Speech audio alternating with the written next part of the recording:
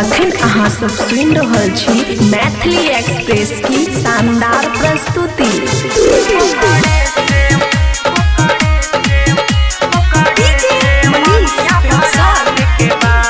खुशी recording studio बलुआहा।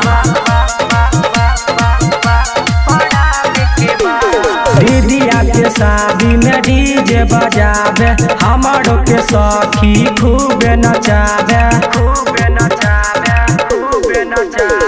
दीदिया के शादी में डीजे बजावे, हमारो के सखी खूब नचावे।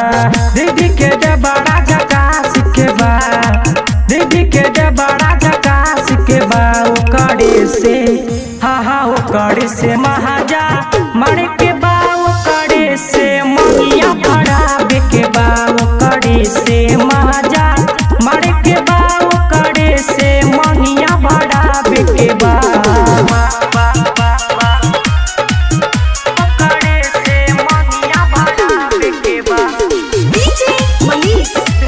खुशी रिकॉर्डिंग स्टूडियो बलुआहा। हमारा से वादा कैला राते बुला के, सब कुछ कर ले अनहरिया में जाके, अनहरिया में जाके। हमारा से वादा कैला राते बुला के, सब कुछ कर ले अनहरिया में जाके, अनहरिया में जाके।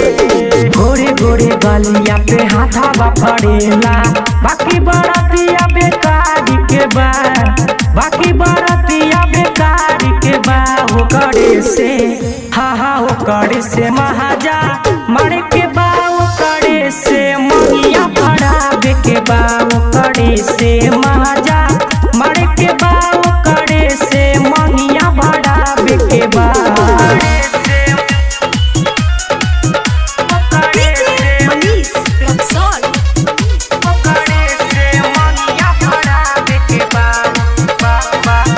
खुशी रिकॉर्डिंग स्टूडियो बलुआहा।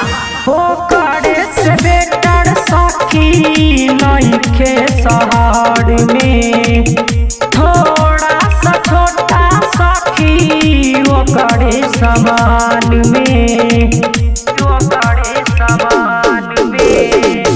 ओकरा से बेटर सखी नइखे शहर में, थोड़ा सा छोटा सखी ओकरा हो समान में, ओकरा हो समान में। बाबलू बाबाली नाम हा ओकर, शादी के कार्ड छपावे के बा, शादी के कार्ड छपावे के बा।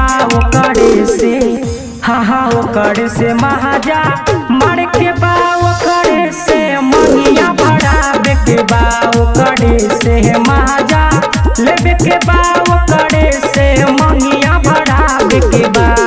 दीदिया के शादी में डीजे बजावे, हमारो के सखी खूब नचावे।